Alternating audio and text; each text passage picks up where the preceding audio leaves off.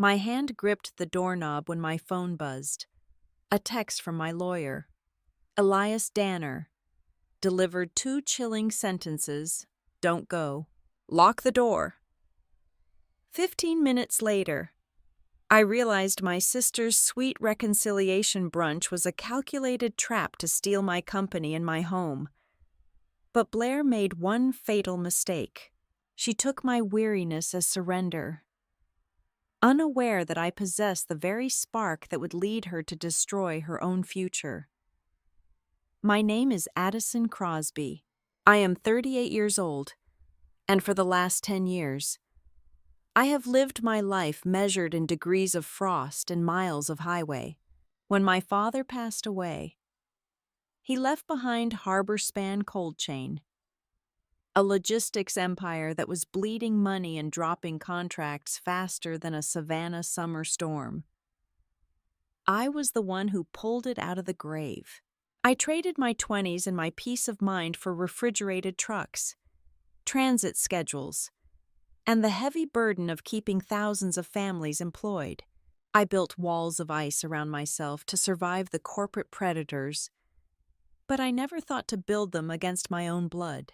This morning, the rain in Georgia was coming down in thick, gray sheets, washing the humidity out of the air and leaving behind a chill that seeped right through the floorboards of my historic downtown home.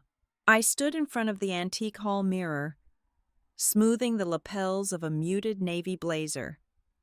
I had dressed with agonizing care for this specific Sunday. Not too sharp, because that would look like I was dressing for a board meeting. Not too casual, because that would signal a vulnerability I was not willing to concede. It was the armor of a woman attending a reconciliation brunch.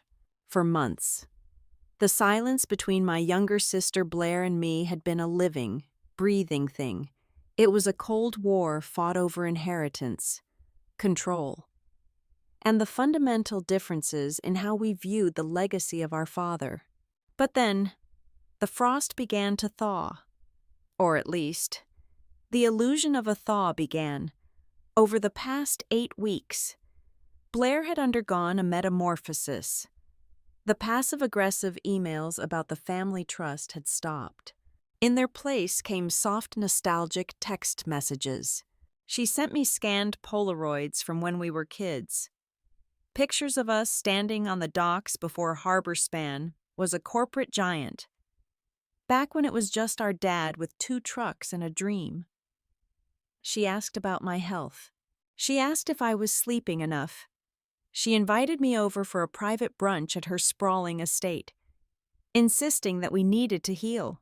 It has been too long, Addie, she had said on the phone 2 days ago, her voice dripping with a honeyed sincerity that almost made me forget the vicious arguments of the past year. Just the 2 of us. We need to find our way back to being sisters. I wanted to believe her. God help me.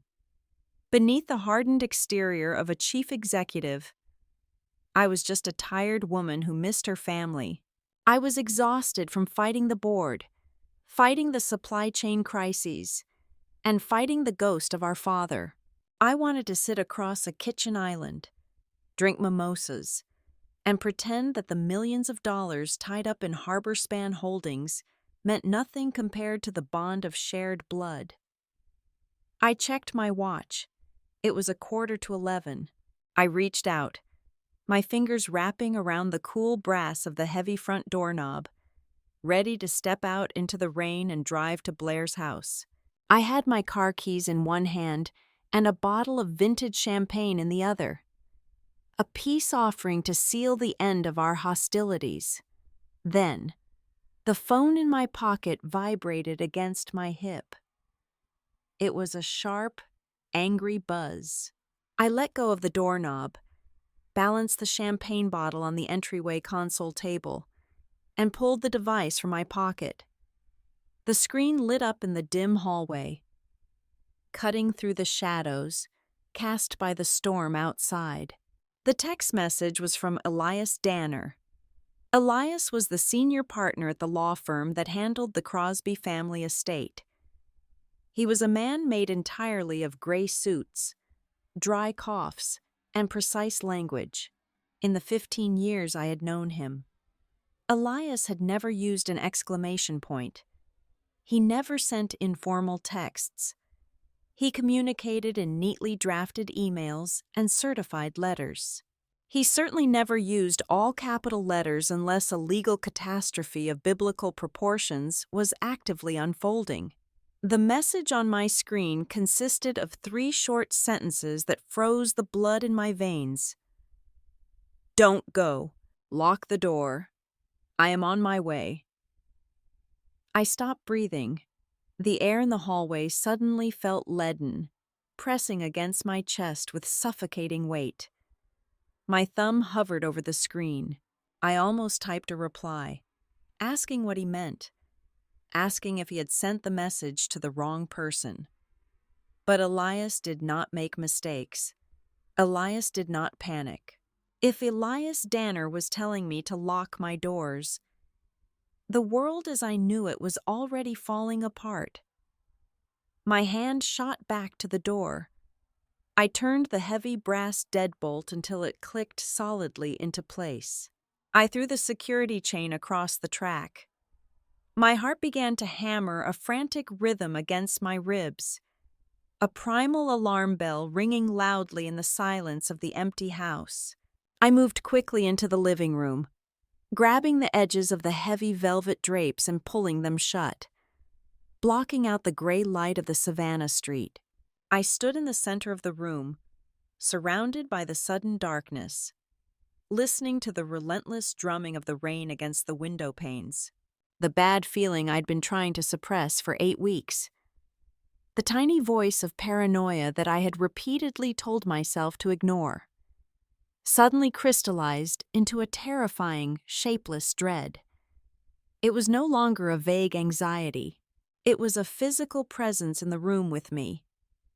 Blair's sudden sweetness, the nostalgic photos, the insistence that we meet alone, on a Sunday morning, at her house where I would be on her territory.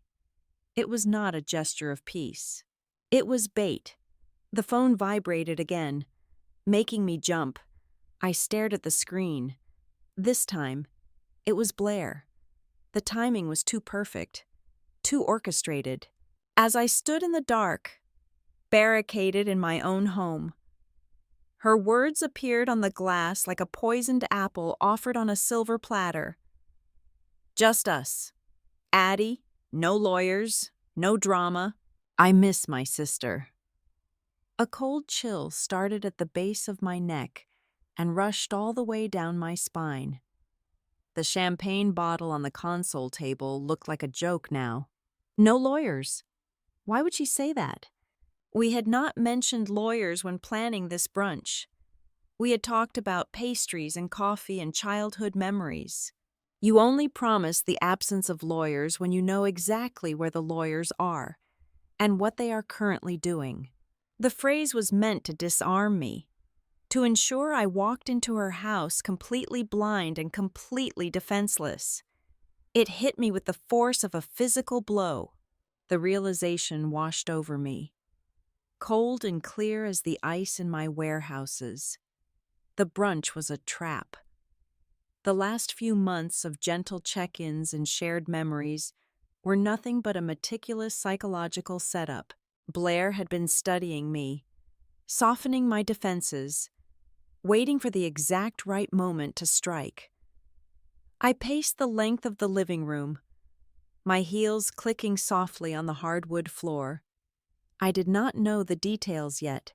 I did not know what Elias was rushing through the rain to tell me.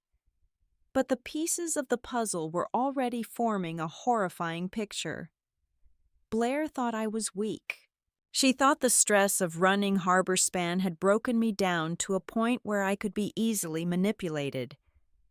She mistook my exhaustion for a surrender.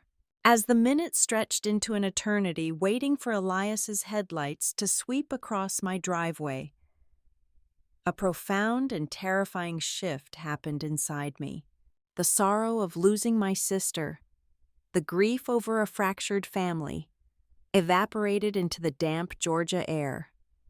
It was replaced by something entirely different, a cold, absolute clarity. For the first time in years, I understood the true nature of the battlefield I was standing on. The most terrifying aspect of this morning was not the prospect of a screaming match or a bitter argument over company shares. Arguments are fought on equal footing. Arguments require two people to speak. What terrified me, and what ignited a slow-burning fury deep in my gut, was the sudden, undeniable fact that Blair had not invited me over to argue. She had invited me over to be a prop. Someone, somewhere, had prepared a narrative, and they were just waiting for me to walk through the door so they could snap the final piece into place. They were preparing to define who I was, to label my sanity, my competence, and my entire life's work, before I could even open my mouth to defend myself.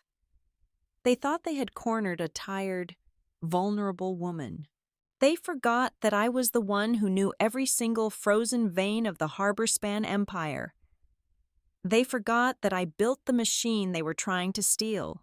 And as I heard the heavy tires of Elias's sedan pull up to the curb outside, I promised myself one thing.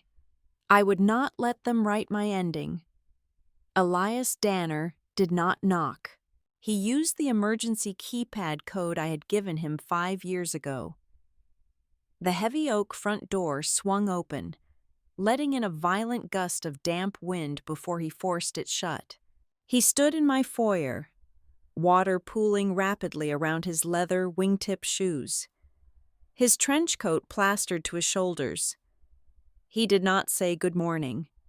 He did not apologize for the intrusion or the mess on the hardwood floor. He walked straight past me, his jaw locked tight, and headed directly for the kitchen. I followed in silence. The air in the house suddenly feeling dangerously thin, he reached the white marble island and dropped a thick, black waterproof courier bag onto the surface. It landed with a dense, heavy thud. It sounded exactly like a bomb being set on a timer. Elias unzipped the bag. His hands, usually so steady and precise when handling estate portfolios, moved with a rigid urgency. He did not look at me when he spoke. "If you had driven to that house," Elias began, his voice devoid of its usual measured, courtroom cadence, "you would not have found a brunch waiting for you. Blair is not alone. Sitting in her living room right now is one mobile notary public. Beside him is a woman hired from a private firm in Atlanta, officially titled a family crisis consultant. Standing in the corner is a professional videographer with a digital camera, and waiting in the kitchen are 2 independent witnesses." I stared at the black bag. The words felt like physical stones hitting glass. "A videographer?" I asked, my voice barely above a whisper, the sheer absurdity of the setup fighting against the rising panic in my chest. Elias pulled out a stack of legal-sized papers, bound by a heavy black binder clip. He slid them across the marble toward me. "Emergency ex parte petition," he said flatly, pointing a damp finger at the cover page. "To be filed first thing tomorrow morning. The objective is to immediately suspend you from your position as managing member of Harborspan Holdings. They are explicitly targeting the parent company, the entity that holds the real estate waterfront, the warehouses, and the family trust structure." I reached out and touched the top page. The paper felt cold. I read the bold, capitalized letters. I scanned down to the grounds for the petition. The words jumped out at me, sharp, clinical, and devastating. The petition claimed I was suffering from severe psychological instability due to chronic exhaustion. It stated I was making erratic, dangerous decisions that directly threatened the operational integrity of the company, damaged family assets, and endangered key personnel. It painted a vivid, legally actionable picture of a woman on the edge of a total nervous breakdown, a liability to herself and her empire. "There is more," Elias said, pulling a secondary, thinner document from the waterproof sleeve. "This is a draft of a voluntary withdrawal agreement. It stipulates that you acknowledge your diminished capacity and agree to step down to enter a residential treatment facility for a minimum of 60 days. I looked up at him, absolute confusion mixing with the bitter taste of betrayal in my throat. "Why would I ever sign this? I am perfectly fine." "They never expected you to sign it," Elias answered, leaning heavily against the counter, looking older than his 60 years. "They expected you to refuse.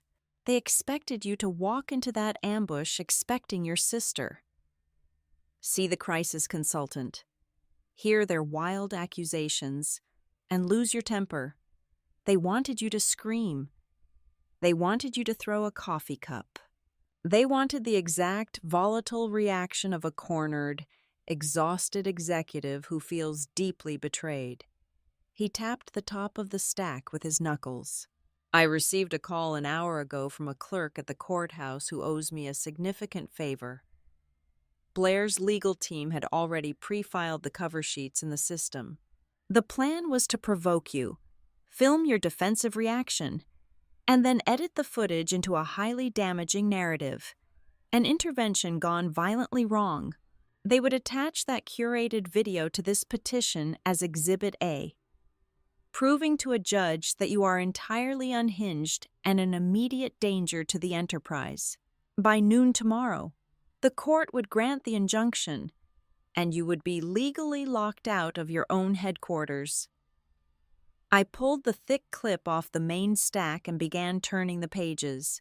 The initial shock was fading now, replaced by an icy, hyper-focused calm. The legal thriller was unfolding right on my kitchen island, and I was reading my own corporate obituary. I flipped past the petition to the supporting affidavits. This was where the true bloodletting happened. I saw internal emails I had written at 2 o'clock in the morning, demanding urgent updates on delayed biological freight, presented not as the actions of a dedicated leader ensuring compliance, but as the paranoid ramblings of an insomniac. I saw operational reports highlighting minor, routine shipping errors, magnified and twisted to look like catastrophic failures in my executive judgment. Then came the signatures on the sworn statements. I recognized the names, and each one was a separate knife twist. A senior logistics manager I had personally promoted and mentored last year. A vice president of operations who had smiled at me in the hallway just 3 days ago. People I thought were neutral. People I thought were loyal to the paycheck and the process. They had all signed affidavits testifying to my supposed erratic behavior and hostile work environment. But the most sickening part was not the betrayal of my staff. It was the prologue written by my own sister. Blair had submitted a beautifully crafted, heartbreaking personal declaration. She wrote about how deeply she loved me. She wrote about her profound grief over watching her brilliant older sister deteriorate under the crushing pressure of our father's legacy. Every sentence was laced with lethal poison disguised as deep familial pity. The greatest shock hitting my system was not that she wanted to strip me of my power and take the company. It was the realization of how meticulously she had constructed a moral shield to hide her greed behind. She was not executing a hostile, underhanded corporate takeover. In the eyes of the court and the public, she was staging a desperate rescue mission. She had weaponized the modern language of care, boundaries, and mental health to perform a perfectly legal assassination of my character. I stopped reading. I placed my hands flat on the cool marble on either side of the documents. The rain lashed furiously against the kitchen windows, but the sound felt distant now, blocked out by the roaring silence in my own head. "They are lying," I said, my voice completely steady, stripped of any tremor or emotional inflection. "Every single page of this is a manufactured fiction built on half-truths." Elias sighed, taking off his wet, wire-rimmed glasses and wiping them with a dry corner of his shirt. He looked at me with a stark, uncompromising expression. "Addison," he said, his voice dropping an octave, carrying the weight of a man who had seen families tear each other apart for decades. "Listen to me very carefully. They do not plan to win with the truth. They plan to win with speed." The words echoed in the large, quiet kitchen. Win with speed. It was a blitzkrieg strategy. Shock, awe, and an overwhelming barrage of paperwork designed to blind a judge just long enough to grant a temporary order. Once I was out of the building, the temporary order would become a permanent reality. Reversing it would take years of litigation and millions of dollars in legal fees, by which time Blair would have dismantled the board, sold the prime real estate, and erased everything I had built. I looked down at the documents again. An hour ago, I was a woman dressing for a brunch, hoping to save her family and find peace with her sister. Now, I was looking at the intricate schematics of a robbery. If I had reacted with emotion, if I had let the deep, burning sting of betrayal govern my actions, I would have played right into their hands. I would have given them the hysterical, broken woman they needed for their camera lens. But I was not going to give them anything. I pulled out a heavy wooden bar stool and sat down. I reached for a red pen resting in a ceramic mug on the counter.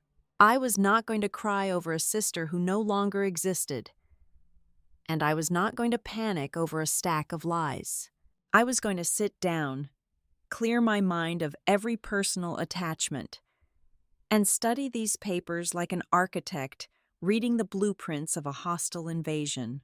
I needed to find the structural flaw in their legal trap before the sun came up tomorrow. The red pen remained suspended in my hand above the heavily manufactured affidavits. As I stared at the signatures of people I had trusted, the rigid chronology of the past 6 months began to violently disassemble and reassemble itself in my mind. Until this very second, I had viewed the recent string of professional embarrassments as isolated failures. I had internalized them, letting them feed a quiet, growing shame that maybe the board of directors was right. Maybe the stress of running a massive cold chain logistics empire was finally fracturing my competence. Now, illuminated by the harsh light of the legal documents in front of me, those isolated incidents snapped together into a flawless, terrifying pattern. It started at the annual Family Foundation Gala exactly 6 months ago. I was standing at the podium in the grand ballroom of the DeSoto Hotel, looking out at 300 of our most vital investors, politicians, and community partners. I had rehearsed my keynote address for 3 weeks, focusing on our new initiatives for zero-emission refrigerated transport. But when I looked down at the glass teleprompter screens, the polished text vanished. In its place, a disjointed, chaotic early draft scrolled upward. It was a document filled with unfinished thoughts, angry bracketed notes to myself, and incomplete data sets I had dictated late one night. I froze. The silence in the ballroom stretched out for 10 agonizing seconds. I stumbled through the rest of the speech entirely from memory, sweating under the harsh stage lights. My delivery completely derailed. Afterward, the whispers ripped through the crowd like a virus. The board members exchanged nervous glances. They murmured about my workload, about how I was visibly losing my grip on the company and myself. Then came the quarterly strategy pitch with our largest biopharmaceutical client. Exactly 3 months later, it was a meeting that dictated 20% of our annual revenue. I stood at the head of the mahogany conference table, clicked the remote to display the regional growth projections, and felt the floor drop out from under me. The slides on the screen contained transit data from 3 years ago. The margins were entirely wrong. The fail rate percentages for the temperature-controlled containers were wildly inaccurate. The client's lead negotiator frowned, tapping his silver pen against his legal pad. Panic clawed at my throat as I frantically tried to explain the discrepancy. And right on cue, the heavy oak doors of the boardroom opened. Blair walked in, carrying pristine, leather-bound folders containing the correct, updated prospectus. She handed them out with a gracious, apologetic smile, whispering a perfectly timed excuse to the client about my administrative assistant mixing up the server files. She saved the account. She was the hero, and I was the overwhelmed executive who could not even manage to bring the right PowerPoint presentation to a multi-million-dollar pitch. The sabotage grew more structural, targeting the very operational veins of HarborSpan, twice in the span of 4 weeks. Critical vendor payment approvals missed their processing deadlines. These were not minor invoices. They were payments for the liquid ammonia suppliers that kept our primary warehouses functioning. The system log showed my digital signature being applied 48 hours late, resulting in suspended accounts and furious dispatch managers calling my office. I distinctly remembered authorizing those transfers on a Tuesday afternoon before leaving the building. I remembered the exact cup of cold black coffee on my desk when I clicked the approval button. Yet, the server timestamps insisted I was losing my mind.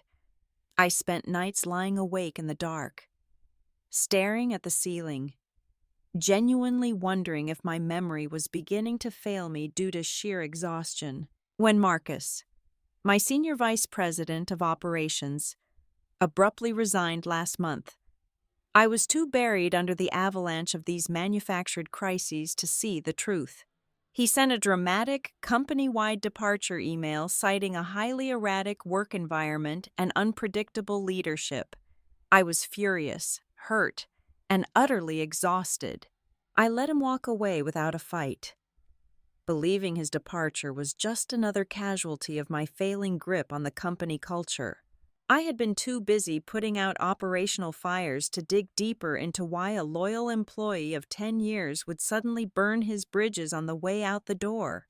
Now, sitting in the quiet kitchen with Elias watching me, the most sinister element of the entire 6-month campaign crystallized in my mind. It was not the sabotaged files, the delayed approvals, or the orchestrated resignations. It was the role Blair played in the aftermath of every single event. Every time I stumbled, Blair was there. She would arrive at my office unannounced with a cup of chamomile tea. She would place a gentle, warm hand on my shoulder. She would look at me with large, sympathetic eyes and speak in a soft, soothing voice. "You are doing too much, Addie," she would say, her tone dripping with sisterly concern. "Nobody expects you to carry the entire world. You need to step back. You need to rest. Let me help you carry the load." The sheer psychological violence of it took my breath away. She had not just orchestrated the failures, she had positioned herself as the cure. She had constructed a meticulous maze of gaslighting, designing situations specifically to make me doubt the fundamental reliability of my own brain. She wanted me to feel crazy, so that when she finally filed these court papers accusing me of being crazy, I would not have the strength to fight back. I would just surrender, believing she was right. A specific memory from 3 years ago clawed its way to the surface of my mind, suddenly sharp and completely recontextualized. It was the afternoon of our father's funeral. We were standing in the cavernous, empty foyer of our childhood home. The guests had left. The elaborate floral arrangements were already starting to wilt in the humid Georgia air. I was mentally calculating the probate taxes and the immediate operational shifts required to keep Harborspan afloat without its founder. Blair had walked up behind me, wrapping her arms around my waist in what felt like a rare moment of sibling solidarity. She rested her chin on my shoulder and whispered into my ear, "You do not have to hold on to everything, Addie. Someday you are going to bring the whole house down trying to control it." At the time, I had squeezed her hand, interpreting her words as a clumsy, grief-stricken expression of care. I thought she was worried about my stress levels. Now, analyzing the memory through the lens of the injunction papers sitting on my marble counter, the sentiment violently shifted its shape. It was not comfort. It was a thesis statement. It was a test of my defenses. That quiet whisper in the empty house was the very first brick she laid in the foundation of the narrative she was currently trying to sell to a judge. She had been writing this script, preparing for this exact day, for years. The profound sorrow I had felt earlier, the aching desire to salvage my broken family, completely burned away. The grief evaporated, replaced by the cold, calculating machinery of a wartime executive. The questions shifting through my mind fundamentally changed their nature. I was no longer looking at the rain-streaked window and asking myself why my little sister hated me so much. Emotional questions were useless now. They were a liability. The only thing that mattered was the tactical reality of the ambush she had set. Blair had accelerated her timeline. You do not hire a crisis consultant, draft an emergency ex parte petition, and arrange for a mobile notary on a Sunday morning unless you are working against a ticking clock. The elaborate theater of the fake brunch was a desperate, rushed maneuver. She was not just trying to steal the company, she was trying to steal it right now. I picked up the red pen. I clicked the top, the sharp metallic sound cutting through the quiet kitchen. I looked back at Elias, who was waiting for my instruction. I stopped asking why she was doing this. Instead, my mind locked onto the only question that would keep me alive in the coming slaughter. By what exact date does she need me gone? My phone screen lit up again, not with a text message, but with an alert from a social media application. I rarely checked my personal accounts, keeping them strictly for observing industry trends and monitoring our corporate public relations presence. But the notification preview caught my eye. It was a post from Blair. I tapped the glass screen, and a beautifully filtered photograph filled the display. It showed a rustic wooden table set for two, bathed in the soft, gray light of the rainy Sunday morning. 2 porcelain coffee cups sat untouched next to a vintage vase filled with fresh white hydrangeas. Beneath the meticulously staged image was a single, devastating sentence. Some people break your heart even when you are trying to save them. I stared at the screen, the sheer audacity of the psychological manipulation washing over me in cold waves. In a matter of seconds, she was broadcasting a carefully curated tragedy to our entire social circle. She was painting herself as the devoted, long-suffering sibling left waiting at the altar of reconciliation, weeping over cold coffee while her unstable sister refused to show up. Before I could lock the phone and toss it aside, it began to ring loudly in the palm of my hand. The caller identification displayed the name of Arthur Sterling. Arthur was a prominent, highly influential member of our family foundation board. A man who usually only contacted me once a quarter to discuss tax mitigation strategies or charitable endowments. I answered the call, forcing my voice to remain entirely steady, polite, and professional. "Good morning, Arthur?" There was a heavy, incredibly uncomfortable pause on the other end of the line. "Addison," Arthur finally said, his tone dripping with an overly cautious, patronizing sympathy that immediately made my stomach turn. "I am just calling to check in, to see if you are entirely okay today." I narrowed my eyes, looking across the kitchen island at Elias, who was quietly watching my face. "I am perfectly fine." "Arthur, why do you ask?" Arthur cleared his throat, the distinct sound of an older man, deeply uncomfortable with emotional conflict but feeling a corporate obligation to intervene. "Well, Blair reached out to a few of us via email early this morning. She mentioned you were going through a rather difficult period right now, a private health crisis, she called it. We just want you to know that the board absolutely supports you. Addison, we are your family too. Perhaps taking 3 or 4 weeks off, stepping away from the daily operations to protect the corporate image and allow yourself to heal, would be the most prudent course of action." I ended the call a minute later with a polite, non-committal platitude thanking him for his concern, and set the phone face down on the cold marble counter. A private health crisis. Blair was not just building a legal case to steal the company, she was actively, systematically salting the earth of my professional reputation. She was sending emails to our oldest partners, our essential vendors, and our board members, pleading for their privacy and discretion while simultaneously broadcasting my supposed mental collapse to the world. In the span of 2 hours, the true, magnificent scope of her strategy revealed itself to me. She was executing a hostile takeover of my narrative.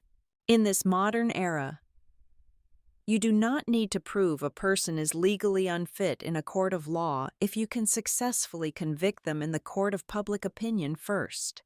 She was stealing my absolute right to tell my own version of the truth, ensuring that whenever I finally did speak up, my words would automatically be dismissed as the desperate, paranoid ramblings of a sick woman who was simply refusing to accept help. Elias broke the heavy silence in the kitchen. "She is moving aggressively on the public relations front," he observed dryly, reaching his hand back into his waterproof courier bag. Which brings us directly to the financial motive. A public coup of this magnitude requires a substantial, immediate payout to justify the risk. He pulled out a single, heavily redacted document printed on thick, cream-colored paper and slid it across the island toward me. "This," Elias stated, his voice devoid of any emotion, "is a formal letter of intent from a real estate investment trust based out of New York, a highly aggressive firm calling itself Gray Fen Capital."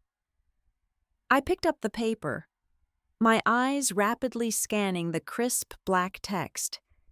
It was an explicit offer to acquire the entire harbor-span waterfront campus. I blinked, stopping my reading to process the proposed purchase price a second time, just to ensure I was not hallucinating. The figure was absolutely astronomical, easily 75% higher than the current, highest possible market valuation of our operational facilities. Why in the world would an investment trust pay this much money for industrial cold storage warehouses? I asked, looking up at Elias in sheer disbelief. Because they do not want the warehouses, Addison, Elias replied, leaning forward and resting his elbows heavily on the counter. Look at the municipal zoning maps. The City Council is currently drafting a major proposal to rezone the entire southern waterfront district for high-end, mixed-use commercial development, luxury condominiums, boutique outdoor shopping centers, and private marina access. I had a private investigator run some checks last night. Blair has been quietly lobbying the Planning Commission through shell companies for the past 8 months.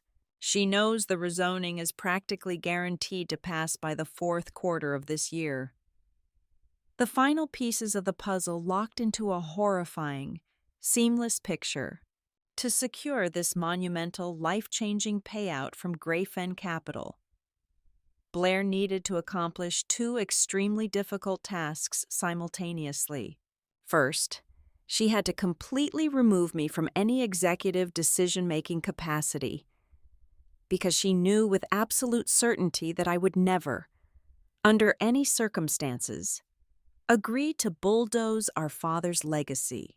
Second, she had to present the board and the shareholders with a compelling, sympathetic argument that the company desperately needed a softer, more modern direction, one completely independent of my stubborn, old-fashioned leadership style.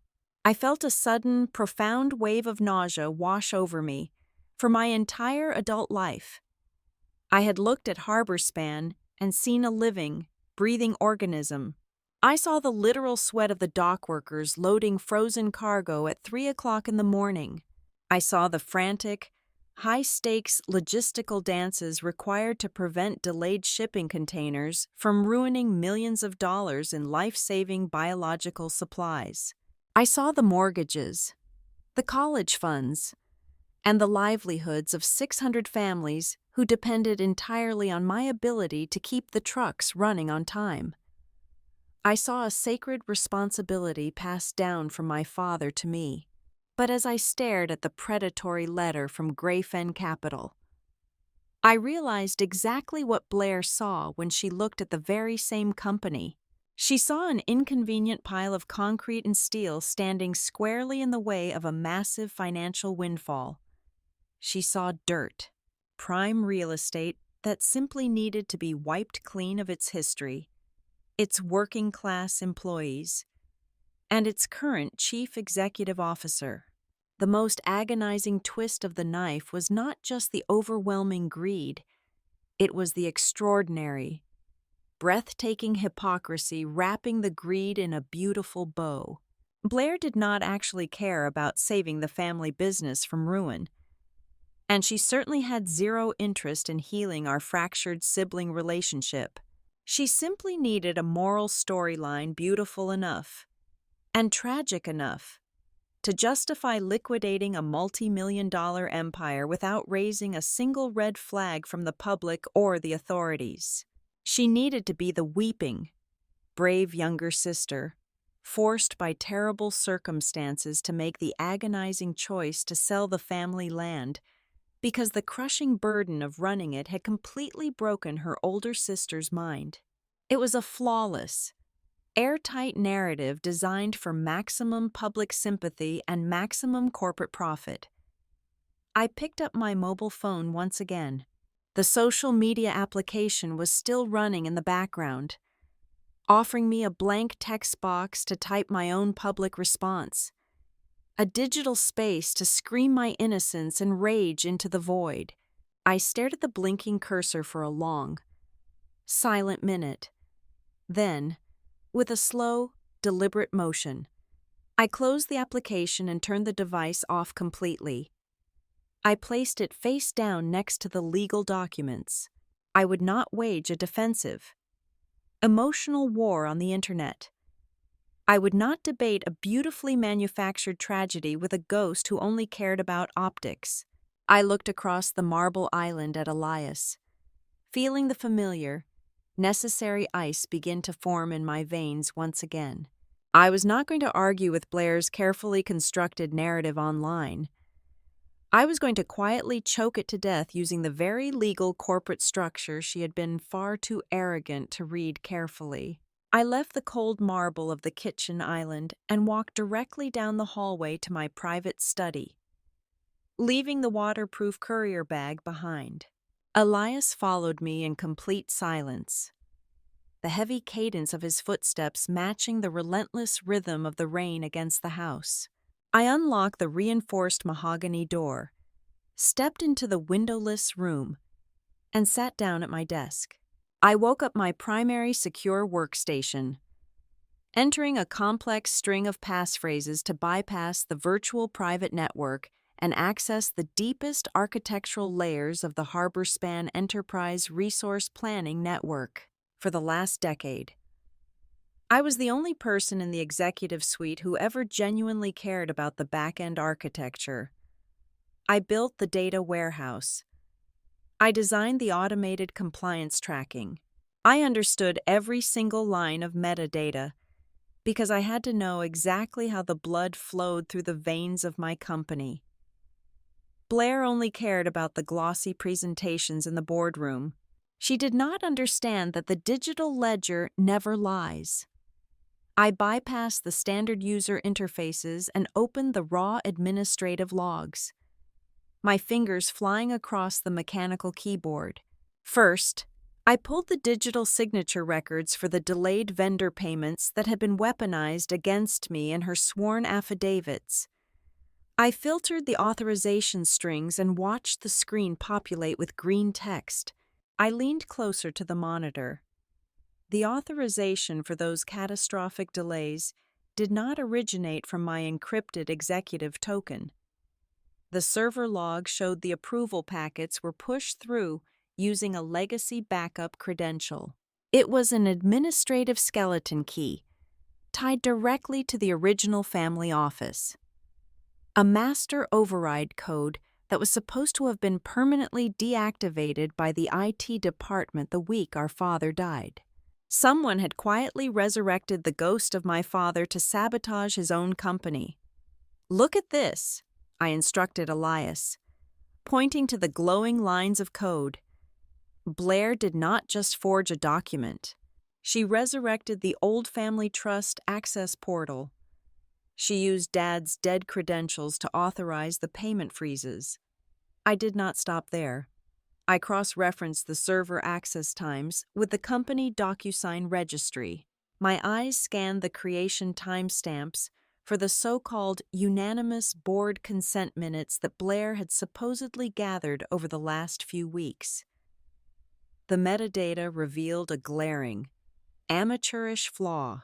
A massive cluster of these critical legal documents had not been drafted organically over a month.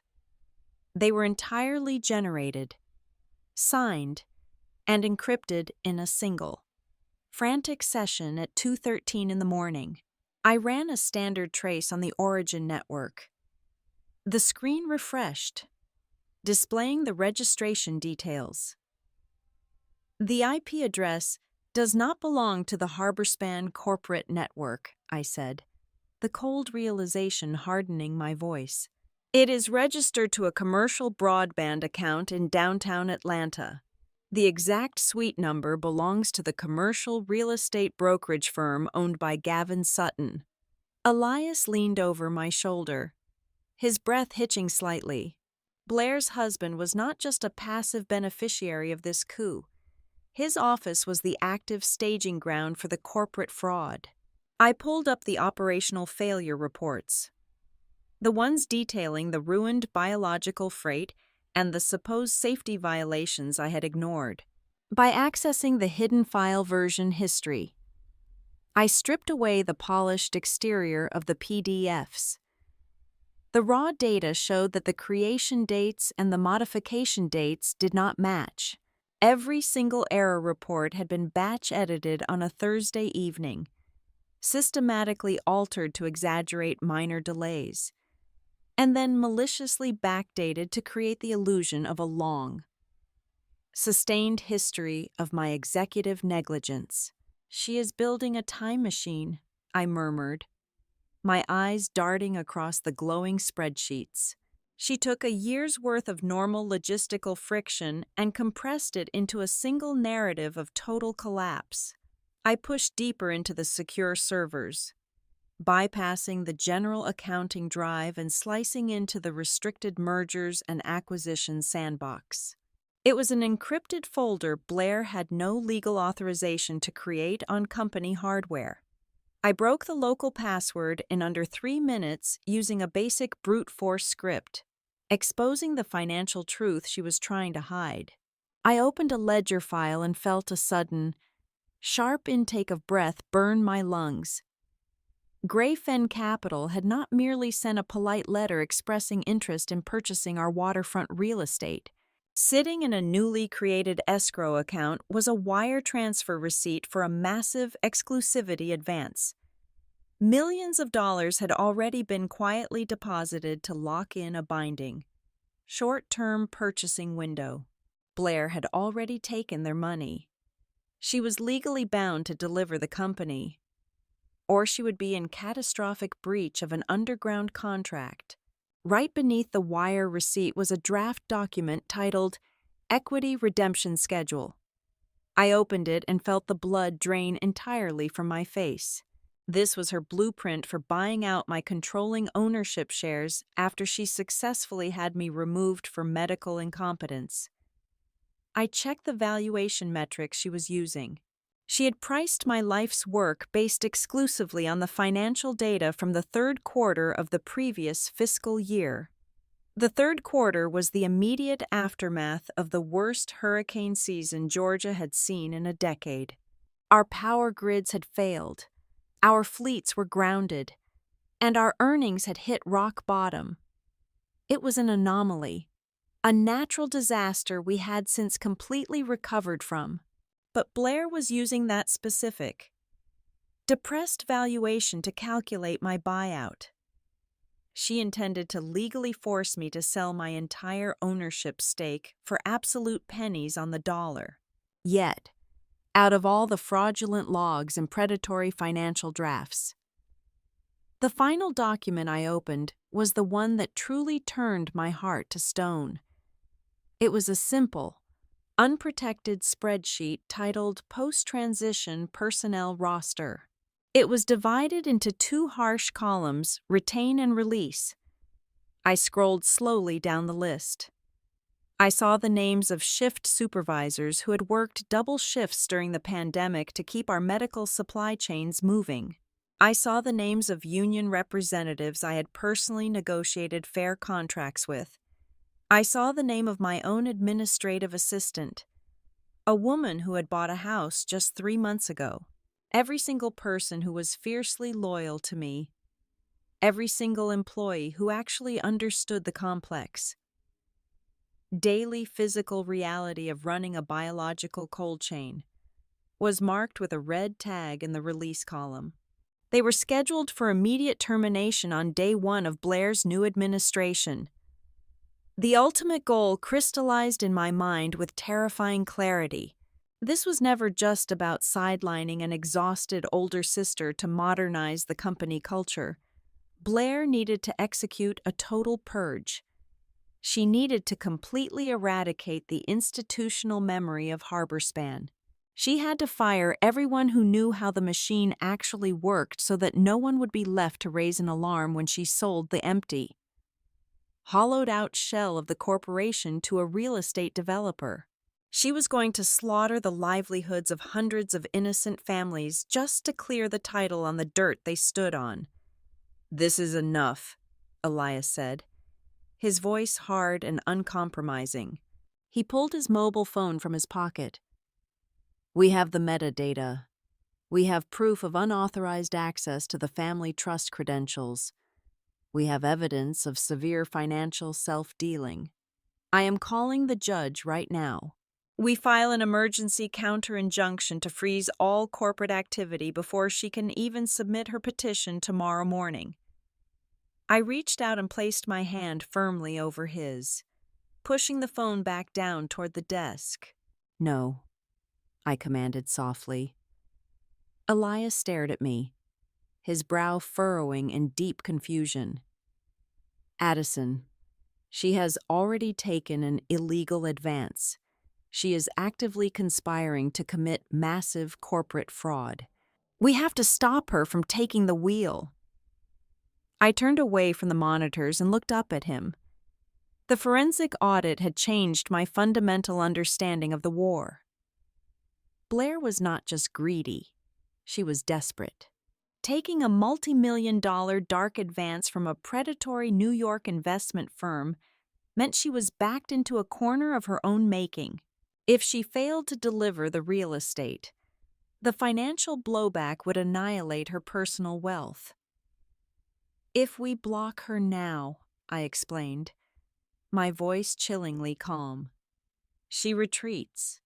She claims the documents were drafts. She plays the victim.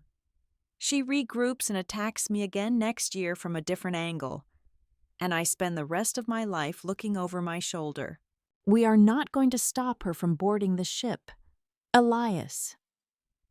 I turned back to the glowing screens, looking at the fraudulent empire my sister had built in the dark. We are going to let her take the wheel, I continued, feeling a dark strategic smile ghost across my lips. We are going to let her believe she has won, and we are going to let her steer that ship right into the rocks at full speed. Before Elias could formulate a response to my madness, the heavy silence of the study was shattered by a sharp, electronic chime. It was the perimeter security system. Someone had bypassed the main neighborhood gate and was standing directly at the front entrance of my property. I leaned forward and tapped the application on my secondary monitor to bring up the live exterior camera feed. The high-definition lens cut through the gray, pouring rain, focusing on the figure standing on my front porch. I stared at the screen, my breath catching in my throat. It was not a courier. It was not a reporter. It was the one person whose sudden appearance could instantly turn all of our quiet digital evidence into highly explosive dynamite. Standing in the freezing rain, shivering in a thin trench coat, was Tessa Sutton. I unlocked the deadbolt and pulled the heavy front door open.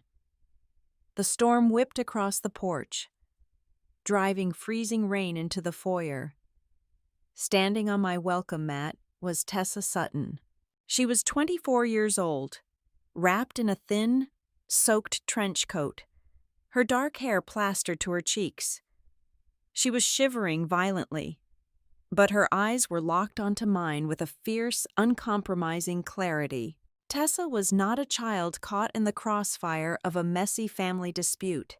She was a grown woman, currently in her second year of an intense corporate law internship at one of the most ruthless firms in Atlanta. She spent her days reading through merger agreements and compliance violations. She understood the precise legal weight of every single document her mother had forged. She knew exactly what Blair was doing, and more importantly, she understood the sheer cruelty of it.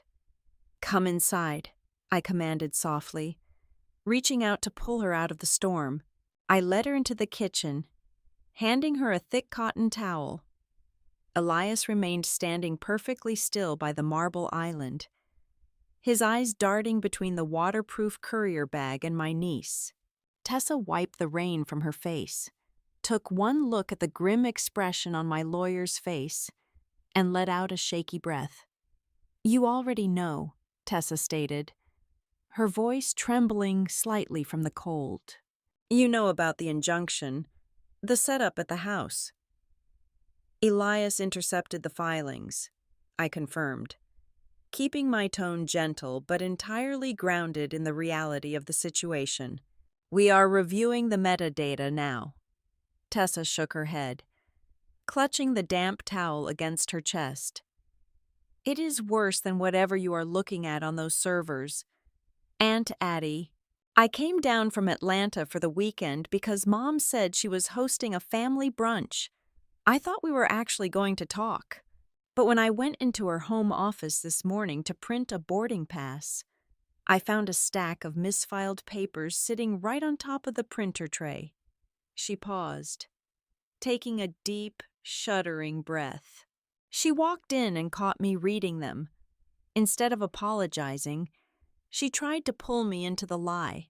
She placed a pen in my hand and demanded I sign a witness declaration.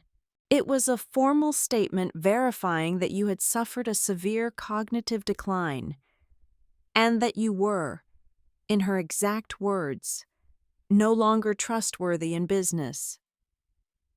A profound, sickening silence settled over the kitchen. Trying to destroy my career was one thing. Trying to force her own daughter to commit perjury and participate in the psychological assassination of her aunt was an entirely different level of depravity. I refused to sign it, Tessa continued, her voice growing stronger, fueled by a deep, righteous anger. I told her it was a complete fabrication. I told her I would not lie for her, and she completely lost her temper. She grabbed my arm and screamed at me. She said, "You do not understand. If this deal falls through, we lose everything." Elias stepped forward, his legal instincts flaring to life. Did she specify what she meant by losing everything? Tessa did not answer him verbally. Instead, she reached into the deep pocket of her wet coat and pulled out a small, silver hard drive. She placed it onto the marble counter, right next to the stack of fraudulent affidavits. I waited until she went downstairs to greet the crisis consultant.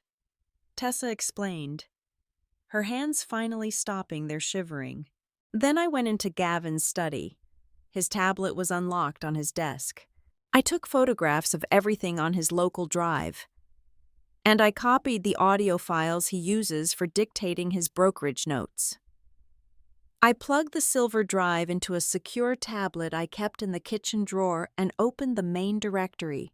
The first file was a series of high-resolution images. They were photographs of a heavily negotiated contract draft. I zoomed in on the header. It was a personal guarantee agreement. My eyes scanned the legal phrasing, translating the dense financial jargon into a horrifying reality. Blair had not just accepted an exclusivity advance from Grey Fen Capital.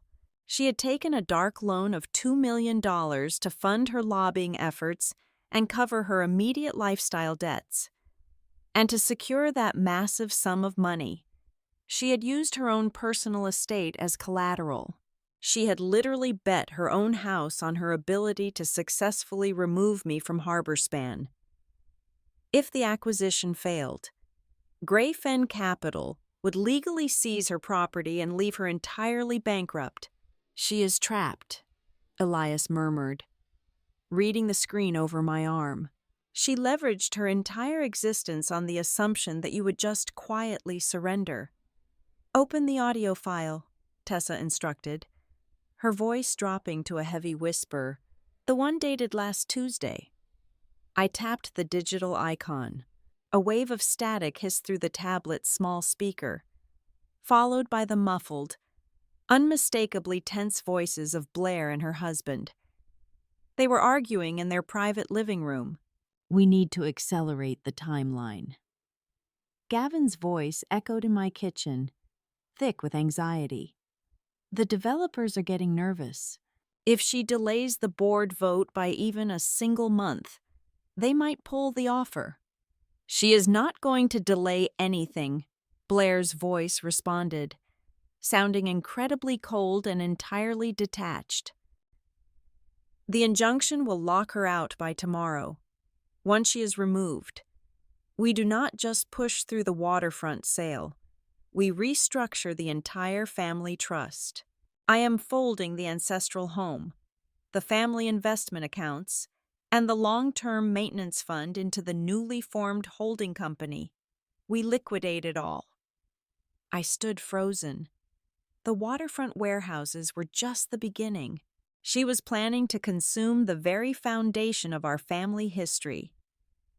the house we grew up in, the financial safety net our grandfather had built, the funds designed to protect our future generations. She was going to burn it all to cover her $2 million debt and walk away rich.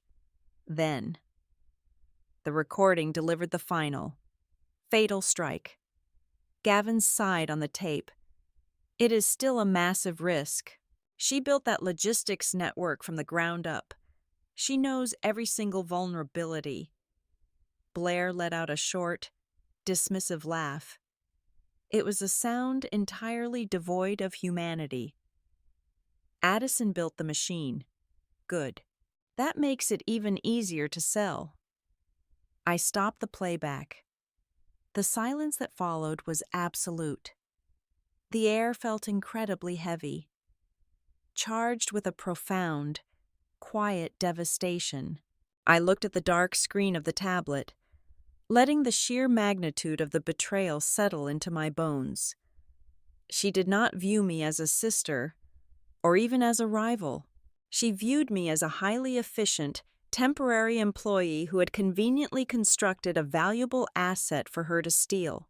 Tessa looked down at her hands, tears finally spilling over her eyelashes and cutting through the rainwater on her cheeks. I stayed quiet for too long, Tessa confessed, her voice breaking. When the argument started last year, I told myself it was just a typical adult property dispute, a disagreement over management styles. I tried to stay neutral, but when I saw those papers today, when I saw the absolute length she was willing to go to completely erase a human being, to rewrite your sanity just to clear a path to a bank account, I realized I could not just stand by. I cannot let her do this to you. I looked at my niece. I saw the profound moral agony in her eyes, the crushing weight of realizing that the person who raised you is entirely devoid of a conscience. In that exact moment, the fundamental nature of the war completely shifted. This was no longer a corporate defense strategy. It was no longer about protecting my legacy, or saving the jobs of my dock workers, or outsmarting a greedy sibling. It was about something infinitely more vital. It was about stopping a horrific cycle of abuse. Blair was not just stealing money, she was demonstrating to her daughter that shameless manipulation, perjury, and the absolute destruction of family were perfectly acceptable tools for personal gain. If I allowed Blair to succeed, or even if I simply blocked her quietly, I would be allowing that toxic model to stand as a victory. I reached across the cold marble and took Tessa's trembling hands in mine. My grip was firm, grounding her in the reality of the room. I felt the ice in my veins solidify into pure, unbreakable steel. "Listen to me," I said, my voice steady, carrying the absolute authority of a woman who had just found her true purpose. "You did the right thing. You are incredibly brave for walking through that door today." Tessa looked up, her eyes searching mine for any sign of fear or defeat. She found none.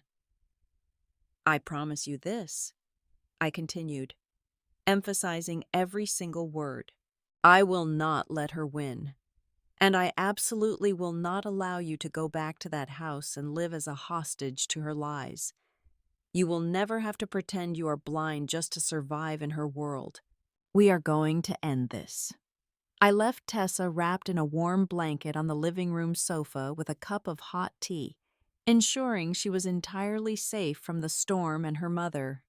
Then, I returned to the secure study with Elias. The emotional tempest had passed. What remained was the cold, sterile environment of a surgical strike. I sat back down in my leather chair, staring at the glowing monitors. I was no longer a victim reacting to a betrayal. I was a grandmaster staring down at a chessboard, analyzing the exact positions of the pieces. We do not file the counter-injunction, I repeated, my voice cutting through the hum of the computer servers. We do not run to a judge to beg for a stay of execution. If we attack her directly tomorrow morning, it becomes a messy, protracted legal brawl. She will drag my name through the mud for months. We need a definitive lethal conclusion. Elias stood across the desk, crossing his arms. And how exactly do you plan to achieve a lethal conclusion without defending yourself in court? I turned to the keyboard and pulled up a different set of files. These were not the server logs or the financial ledgers. These were the foundational incorporation documents of the empire. 2 years ago, I began, tracing the digital lines of the corporate flowchart on the screen. We had that massive scare with the global supply chain ransomware attacks. The board was terrified of a single point of failure crippling our entire operation.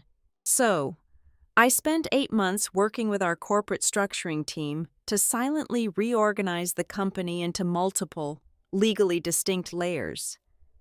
I opened the master schematic. Everyone, including Blair and the public, looks at the company and sees one giant monolith.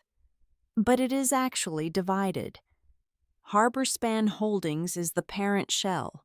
It holds the physical dirt, the concrete warehouses, the truck fleets, and the tangible assets. It is the heavy, expensive real estate. I clicked to the next slide, revealing a smaller, but infinitely more complex entity. This is Harborspan Precision Transit. It is a completely separate legal subsidiary. It does not own a single inch of real estate, but it owns everything else. It holds every single client contract. It owns the proprietary dispatch software. It holds the highly regulated biological cold chain compliance certifications that took me 5 years to acquire. It owns the actual intellectual property and the operational processes I built. Elias adjusted his glasses, leaning closer to the monitor. He was beginning to see the architecture of the trap. Between these two entities, I explained, pulling up a highly dense, 70-page legal contract, exists a strict, interlocking operational licensing agreement. Harborspan Holdings grants Precision Transit the right to use the physical facilities. In exchange, Precision Transit generates all the revenue that keeps Holdings solvent. I scrolled down to a specific, deeply buried clause in the 15th appendix. I highlighted it in bright yellow. This is the poison pill I drafted to prevent a hostile corporate raider from stripping the company for parts, I said, reading the text aloud. If the landowning entity, Harborspan Holdings, undergoes a change of control executed through fraudulent means, malicious litigation, or without the explicit, written consent of Addison Crosby or her designated legal counsel, the operational license is immediately and permanently revoked. Elias let out a low, impressed breath. The license self-destructs. Exactly, I nodded. Blair has spent her entire life obsessing over the valuation of the waterfront dirt. She only reads the top-line real estate numbers and the post-redevelopment projections. She considers the logistics operation to be boring. Blue-collar noise. She never bothered to read the operational compliance appendices because she is too arrogant to believe a supply chain contract could dictate the fate of real estate. I leaned back in my chair, steepling my fingers. This means Blair can steal the shiny shell of the holding company tomorrow. She can parade around the warehouses. She can claim the throne. But she cannot deliver the operational heart that actually gives the corporation its value. Gray Fen Capital is not just buying empty dirt. Their offer is contingent on acquiring a fully functional, revenue-generating campus to offset their holding costs until the city approves the rezoning. They want the contracts. They want the cash flow. If Blair hands them a dead campus with no legal right to operate the biopharmaceutical transit lines, they will destroy her. Elias paced the length of the study, his mind calculating the immense legal liabilities. Addison, this strategy is incredibly dangerous. It is walking on a razor blade. If you allow her to take control of the holding company, even temporarily, she can still cause catastrophic damage to the corporate reputation. She can freeze our vendor liquidity. She can terrorize the staff. If you miscalculate the timing by even 24 hours, the company might bleed to death before the trap snaps shut. I am fully aware of the risks, I countered, my tone unwavering. But we have an overwhelming advantage. We know her exact weakness. I pointed to the tablet resting on the edge of the desk, the one containing the audio recordings of her fighting with her husband. Blair is being choked to death by her own $2 million personal guarantee. She bet her own house on a tight closing window. She is not operating with a cool, strategic mind. She is operating entirely out of severe financial panic. That desperation for speed will completely blind her. She will rush the closing paperwork. She will sign binding representations without reading the fine print. She will be so desperate to secure the buyout money that she will walk straight into the snare. Elias stopped pacing and looked at me for a long time. The hesitation slowly vanished from his eyes, replaced by a hardened professional resolve. He recognized that I was no longer asking for his permission. I was giving him his tactical orders. We must establish incredibly strict parameters. Elias finally agreed. We do not launch a massive counteroffensive too early. We do not reveal any of our evidentiary cards. We keep the forged metadata, the dark money trail, and Tessa's testimony completely hidden from the board and the court. Agreed, I said, pulling a fresh legal pad toward me and uncapping my pen. First, we have to make Blair truly believe that I am collapsing. We have to give her the exact narrative she paid for. I began drafting our covert countermeasures. It was a masterclass in controlled demolition. I instructed Elias to begin legally locking down the proprietary data servers under the guise of standard security protocols, ensuring Blair could not accidentally permanently delete the core transit algorithms once she gained access to the building. I drafted carefully worded, highly encrypted communications to my 3 most vital clients, giving them just enough advanced warning of a temporary administrative restructuring so they would not panic and pull their accounts, keeping right up to the very edge of the permitted confidentiality thresholds. Simultaneously, we organized the mountain of explosive evidence into a secure offline vault, the forged digital signatures, the backdated operational failure reports, the blatant conflict of interest with her husband's brokerage firm orchestrating the sale. Everything was polished, verified, and placed on a hair trigger, waiting for the exact moment of maximum destruction. The rain continued to beat heavily against the walls of the house. But inside the study, the atmosphere was perfectly still. I looked at the long list of tactical steps I had written down. Every single move required an immense amount of self-control. It required me to swallow my pride, to step aside, and to watch someone else desecrate my father's legacy for a brief window of time. "Are you absolutely certain you can do this?" Elias asked softly, reading the heavy burden on my face. "You will have to stand in front of the board and look entirely defeated." I thought about the 10 years of my life I had poured into the freezing warehouses. I thought about the thousands of hours of lost sleep, the relentless pressure, and the unyielding weight of the crown I had worn. Then I thought about Blair, sitting in her mansion, smiling her venomous smile, believing she was the smartest person in the room. "I can do it," I answered, my voice quiet but laced with absolute certainty. I made the boldest decision of my entire career. I would not fight her at the gates. I would open the gates, lay down my sword, and invite her inside. I would surrender the holding company. I would let her sit in my chair. I would yield to my sister the one specific thing she craved above all else in this world, the intoxicating, blinding right to believe she had won. At exactly 8 o'clock on Monday morning, I opened my secure email client and composed a message to the entire board of directors. The text was incredibly brief, meticulously stripped of any defensive anger or emotional plea. I typed that due to compounding recent pressures, I was formally agreeing to a short-term leave of absence to avoid causing any further distraction or harm to the daily operations of the enterprise.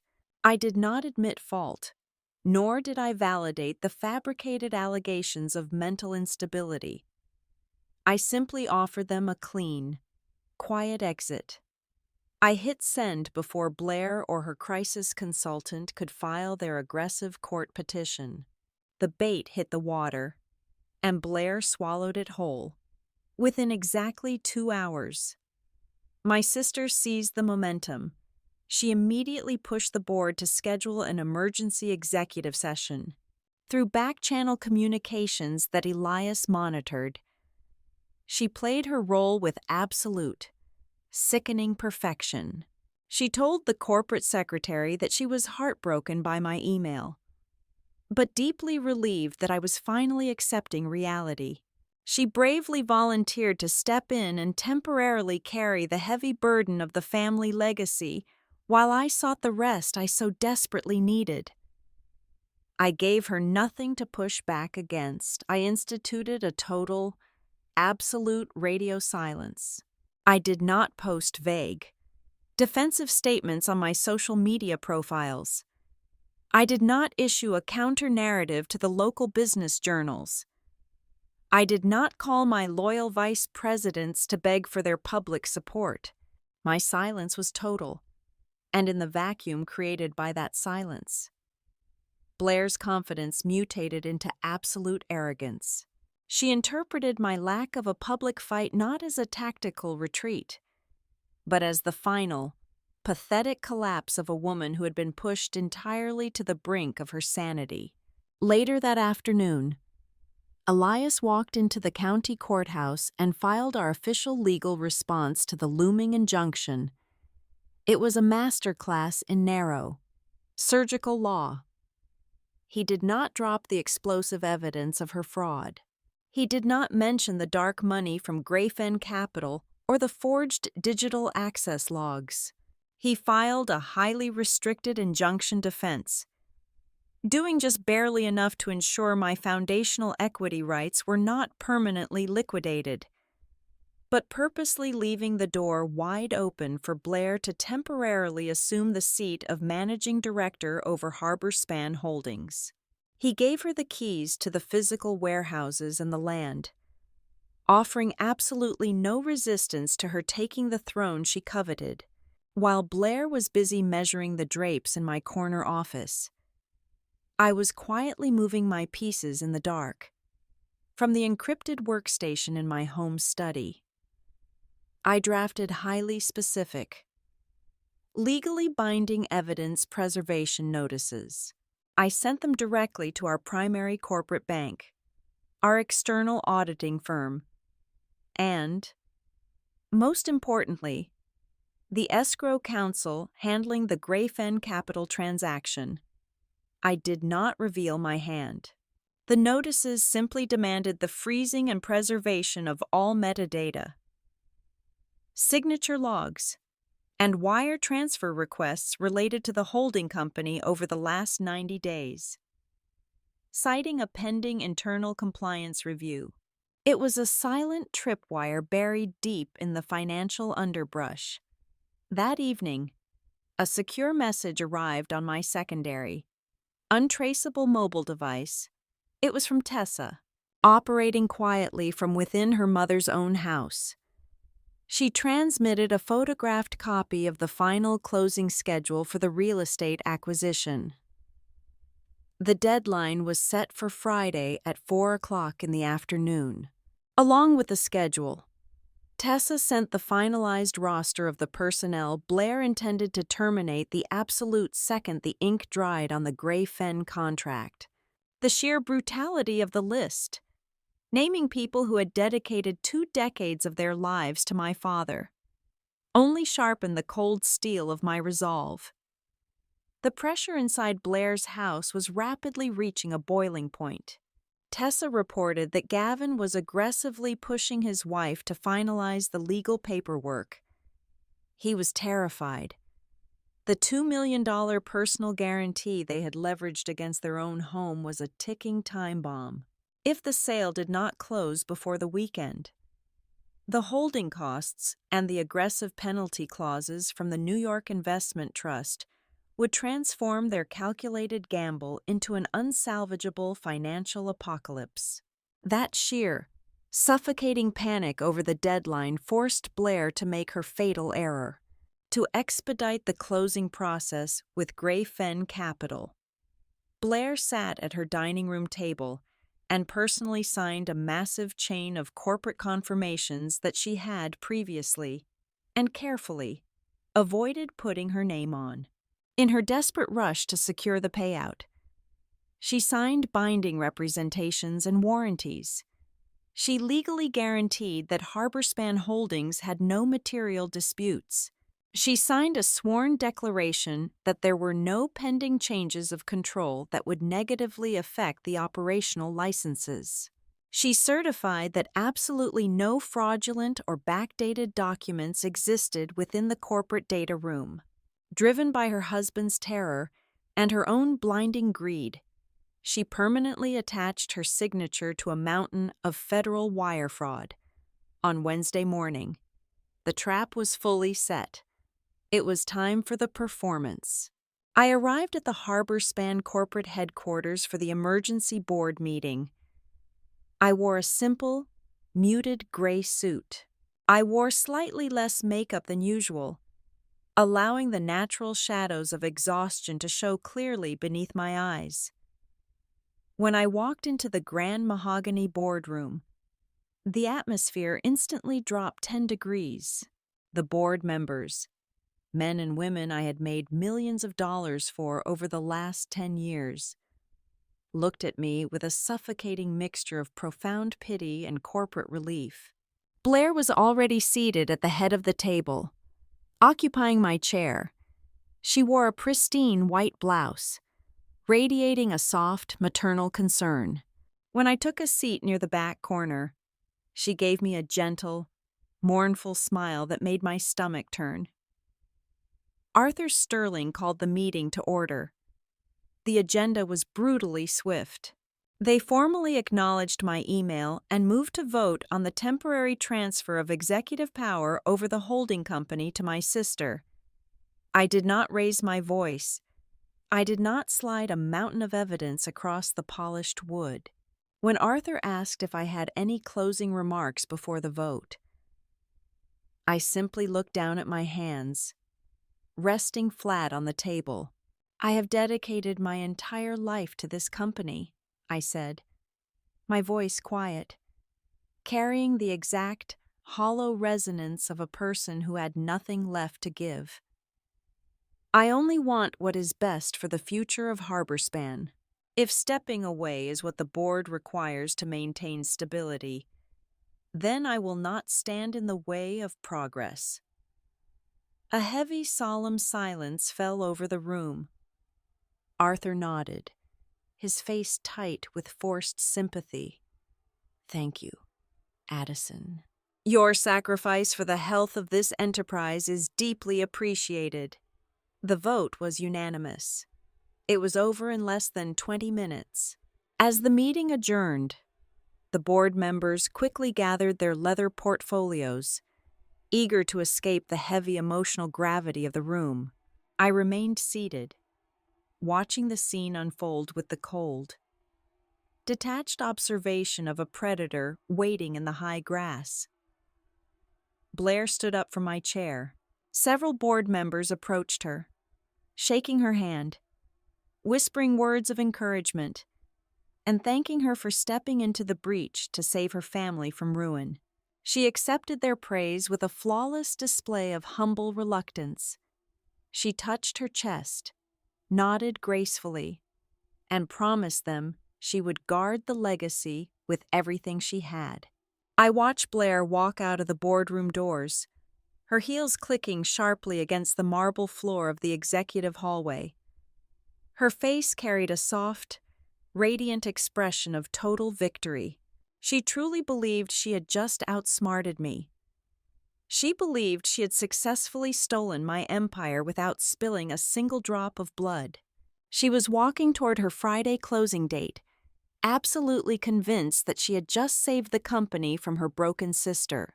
She didn't understand that by stepping into my role, endorsing those deceptive agreements, and proceeding without question to that particular closing table. She had effectively fastened the final, unyielding knot around her own fate. By Wednesday afternoon, the internal corporate memo leaked to the press, precisely as I knew it would. The subject line read that Blair Sutton would officially lead Harbor Span into a bold new chapter, while I was taking an indefinite leave of absence to focus on my private health and well-being. The phrasing was a masterpiece of corporate assassination, polite enough to avoid a defamation lawsuit, but sharp enough to sever my reputation at the neck. The fallout was instantaneous and deafening. For a decade, my mobile phone had been a relentless command center, ringing every 5 minutes with logistics updates, vendor negotiations, and board demands. Now, it sat on my kitchen counter, horribly silent. A few of my most trusted distribution partners, people I had known for years, abruptly stopped returning my calls. Middle management at the warehouses began to waver, their loyalties fracturing under the sudden shift in gravity. By Thursday morning, the leading Savannah Business Journal published a front-page editorial. The article dripped with a nauseating mixture of public sympathy and thinly veiled suspicion, painting a tragic picture of a female executive who simply flew too close to the sun and finally cracked under the immense pressure of a global supply chain. While the city was busy writing my professional obituary, Blair was busy redecorating my empire. She did not just walk into the corporate headquarters, she staged a coronation. Through the hidden network access I had maintained, I watched the security camera feeds as she paraded through the main terminal. She brought a professional photographer with her. She strutted down the sterile, freezing aisles of the biological storage units, wearing a designer trench coat and a hard hat that had never seen a day of actual labor.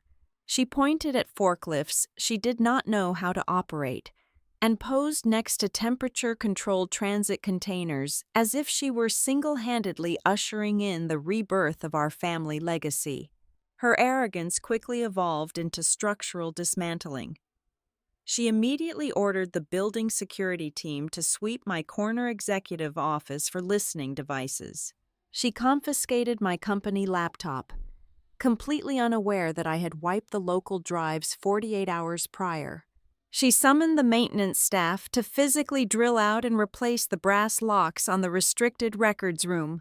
By noon, she was barking orders at the paralegals, demanding they compile the final land transfer folios and the environmental impact surveys required for the Greyfen Capital transaction. I sat alone in the deep quiet of my historic home, watching the digital alerts flash across my personal tablet as my sister touched every single piece of the life I had built. Every changed password, every revoked access badge, every canceled executive meeting felt like a physical intrusion. The hardest part of the strategy was not devising the trap. It was the agonizing discipline required to sit perfectly still while the trap was being baited. I had to force myself to breathe, to look away from the screens, and to refuse the burning temptation to react prematurely. If I flinched now, the entire legal structure would collapse. Even Elias, a man whose veins ran with courtroom ice, began to genuinely sweat. He arrived at my house late Thursday afternoon, pacing the length of my living room and running his hands over his face. "She is moving too fast," Elias warned, his voice tight with real anxiety. "She is exceeding every single risk parameter we projected. She is not just preparing the real estate documents. An hour ago, she attempted to execute legally binding retention agreements with the senior operational staff. She wants to lock them into non-compete clauses before the weekend." I remained seated on the sofa, sipping a glass of room-temperature water. Does she actually have the legal authority to execute those specific contracts under the temporary holding parameters? "No," Elias snapped, his frustration bleeding through his usually perfect composure. "She does not even understand the vesting conditions she is trying to enforce. But the board is letting her do it. Arthur Sterling and the rest of the committee have completely surrendered the reins. They saw you walk away without a fight, in their eyes. Your silence looks exactly like an admission of guilt. They think you are broken, and they think Blair is their savior. If she signs those retention bonuses and the Gray Fen deal somehow survives our counterattack, the resulting financial liabilities will bankrupt the company before the end of the fiscal year." "The Gray Fen deal will not survive," I stated, my voice low and completely unshaken. "Let her sign whatever she wants. The more fraudulent authority she exercises, the tighter the noose becomes."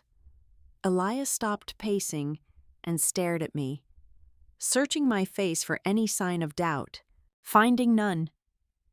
He nodded slowly, though the tension in his shoulders remained tightly coiled. We were riding a missile, and the guidance system was locked on a target only I could see. The sun set, plunging the city into a damp, heavy darkness. Thursday night stretched into Friday morning, a grueling endurance test of pure psychological warfare. I did not sleep. I sat in my study with the lights turned off, the glow of the computer monitors illuminating the room. At exactly 2:00 in the morning, my phone vibrated on the desk. It was a direct text message from Blair. It was the night before the scheduled closing, and the adrenaline of her impending victory had clearly made her generous. "I will keep a sum aside so you can live comfortably," the message read, the words glowing brightly in the dark. "You do not have to worry anymore. Get some rest. Addie." It is finally over. It was a stunning display of toxic sweetness. She was preparing to steal my life's work, terminate hundreds of my loyal employees, and erase our family history. Yet she still wanted to cast herself as the benevolent caretaker throwing scraps to a ruined sibling. I read the message twice. I did not type a reply. I did not block her number. I simply set the phone face down on the polished mahogany wood. I turned my attention back to the large monitor on my left. I opened the master file containing the Harborspan Precision Transit Operational License Agreement. I scrolled past the dense legal jargon, bypassing the standard clauses, and locked my eyes onto the single, lethal paragraph hidden deep within the 15th appendix. The self-destruct mechanism. Right next to it, on the right monitor, I displayed the scanned copies of the fraudulent declarations Blair had arrogantly signed just 2 days ago. The contrast was beautiful. On one screen, the absolute, ironclad law of the corporate structure I had built to protect my empire. On the other screen, the reckless, forged paperwork of a woman whose greed had completely blinded her to the rules of the game she was trying to play. I closed my eyes, listening to the silence of the house. The agonizing waiting period was finally evaporating. The defining moment of my entire existence was now only a few hours away. When the sun rose on Friday morning, the sky over Savannah was a clear, brilliant blue, completely washing away the gloom of the previous storms. At 9 o'clock, Blair would walk into the glass-walled conference room of the downtown escrow firm. She would sit at the head of the heavy oak closing table. She would arrange her designer pens, smooth her expensive skirt, and smile at the Gray Fen Capital executives with the radiant confidence of a woman who firmly believed she was taking absolutely everything. She thought she had effectively buried me alive in my own home. At 8:30, I stood in front of my hallway mirror one last time. I adjusted the collar of a razor-sharp, charcoal suit. I picked up my leather briefcase, heavily loaded with the truth. I finally unbolted the heavy brass lock on my front door and stepped out into the morning light. I was leaving my house, but I was not going to the city to beg for my life. I was going to execute an empire. The downtown offices of the premier escrow firm in Savannah smelled of polished oak, expensive leather, and corporate finality. It was exactly 9 o'clock in the morning. I stood in the carpeted hallway just outside the main glass-walled conference room, watching the scene unfold through the transparent partition. Blair sat at the head of the massive closing table. She was flanked by Gavin and the crisis consultant she had hired to orchestrate my public demise. Across from them sat 3 senior executives from Gray Fen Capital, wearing bespoke suits and eager smiles. At the center of the table rested the monumental stack of transfer documents. I watched my sister pick up a heavy gold fountain pen. She did not hesitate. With fluid, confident strokes, she initialed the bottom of every page. She signed the binding declarations. She legally certified that HarborSpan Holdings possessed continuous, uninterrupted operational capabilities. She swore under penalty of perjury that there was no material fraud in the corporate data room. She guaranteed that all core logistical rights transferred seamlessly with the physical real estate. The lead escrow agent, a stern woman in a dark suit, gathered the final signed folio. She tapped the edges against the table, aligning the pages perfectly, and reached for her secure terminal to authorize the massive wire transfer. That was the exact moment I pushed the heavy glass doors open. Elias walked in right beside me. Accompanied by 2 specialized corporate litigators we had retained specifically for HarborSpan Precision Transit. The soft click of the door closing behind us echoed like a gunshot in the quiet room. "I strongly advise you to step away from that terminal," Elias said, his voice slicing through the celebratory atmosphere with absolute, icy authority. "Do not authorize the disbursement of those funds." Blair's head snapped up. The radiant, victorious smile on her face froze, then rapidly began to curdle into sheer confusion. "Addison, what are you doing here? You are supposed to be on medical leave." I did not look at her. I looked directly at the lead executive from Gray Fen Capital. "My sister just sold you a shell," I stated calmly, walking closer to the table. "She sold you empty dirt and concrete boxes. She did not sell you the logistics company, because she does not own it." The Gray Fen executive frowned, looking from me to his own legal counsel. "Excuse me, We just executed the purchase of the Harbor Span waterfront campus and all associated operational assets. We have the board resolution right here. Elias stepped forward and dropped a thick-bound dossier onto the center of the oak table. It landed with a heavy thud right next to Blair's freshly signed paperwork. "What you have," Elias corrected him, "is a fraudulent board resolution manufactured at 2:13 in the morning from a commercial internet protocol address registered to the brokerage firm of Gavin Sutton. You have operational failure reports that were maliciously backdated. You have digital signatures that were forged using a deceased man's legacy access token." Blair stood up so fast her heavy chair scraped loudly against the hardwood floor. "This is insane. She is having an episode. Someone call security right now. She is completely unwell." I finally turned my eyes to Blair. All the frantic, panicked energy she expected to see from me was completely absent. "Sit down, Blair." The sheer gravity in my voice made her flinch. I turned back to the investors. 2 years ago, I explained, maintaining total professional eye contact with the lead buyer, I legally separated the Harbor Span empire. Harbor Span Holdings, the entity my sister just fraudulently seized control of, owns the physical land.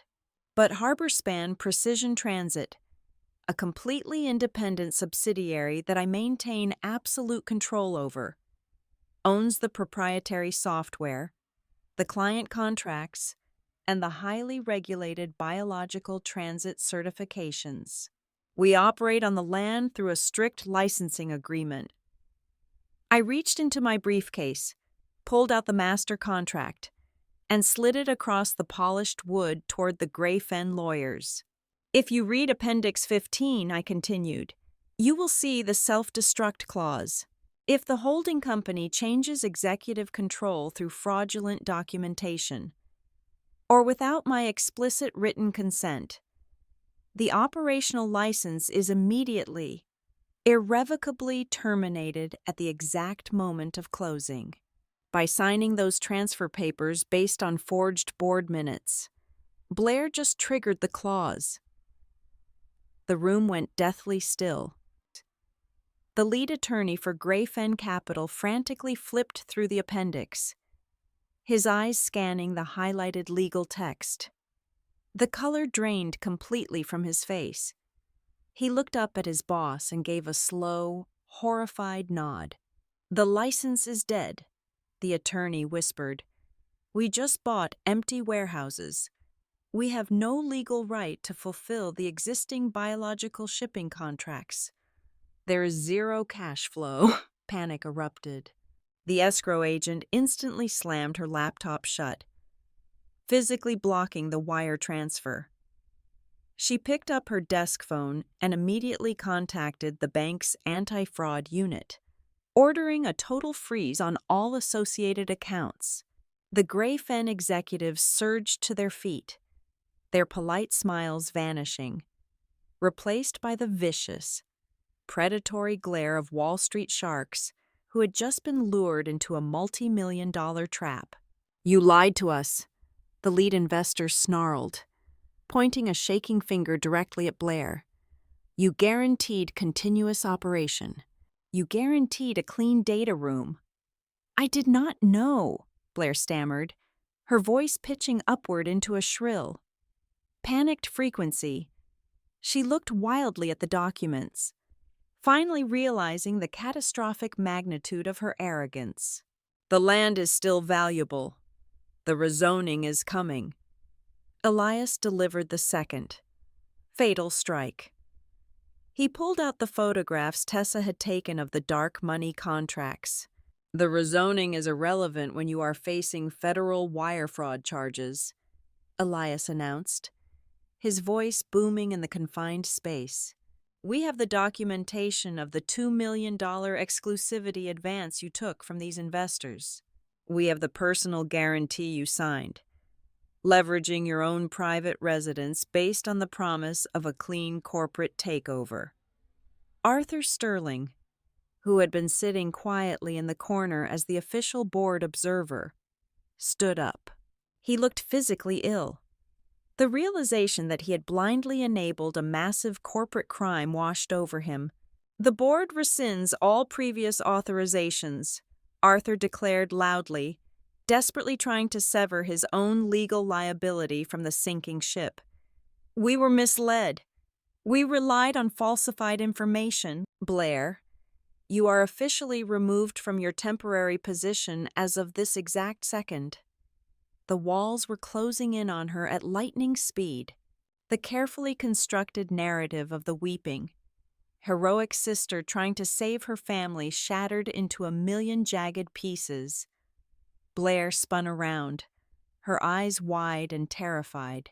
She looked at Gavin, who was already backing away toward the door. Realizing his brokerage license and his freedom were about to be obliterated. "Gavin, do something!" she shrieked, when her husband refused to meet her eyes. Blair finally turned back to me.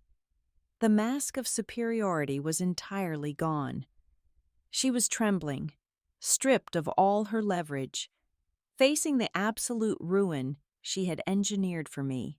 "Addie, please," Blair begged, her voice breaking into a desperate sob. She reached out, her hands shaking over the ruined contracts. "We can fix this. Please, do not make a big deal out of this. It was just business. I was just trying to secure our future before the debt ruined me. Please, I am your sister." I did not raise my voice. I did not need to. The silence in the room belonged entirely to me. "You did not lose this family because you were betrayed. Blair," I said, my words cold, measured, and devastatingly clear. "You lost it the exact moment you looked at our father's legacy, the sweat of the people who work in those warehouses, and my entire life, and decided we were nothing but inventory for you to liquidate. You built a narrative where I was broken, but the truth is, I was just watching you sign your own name to your destruction." The legal machinery of the aftermath engaged immediately, because Blair had utilized fraudulent documents to execute a transaction for profound personal financial gain. She violated the strict anti-self-dealing covenants embedded deep within our grandfather's original family trust. She was instantly stripped of all future discretionary distributions and permanently removed from any governance role. Grayfen Capital unleashed their litigation department, suing her for breach of contract and preparing to seize her house to recover their $2 million advance. The banking authorities initiated their own inquiry into Gavin's brokerage firm. As the executives stormed out to call their crisis teams and Blair collapsed into her chair, sobbing uncontrollably as her empire burned down around her, I quietly packed my briefcase. I had retained harbor-span precision transit. I had the legal grounds to pull the holding shell out of receivership, and for the very first time in my life, I was not going to step in to save my sister from the consequences of her own actions. 48 hours later, the storm over Savannah had completely passed. I stood on the edge of the deep-water docks just as the sun began to rise, casting brilliant streaks of gold and bruised purple across the river. The biting chill of the morning air felt incredibly clean. Behind me, the massive bay doors of the harbor span facility were wide open. I closed my eyes and listened. I heard the deep, rhythmic hum of the industrial refrigeration units. I heard the sharp warning beeps of the forklifts moving the early morning cargo.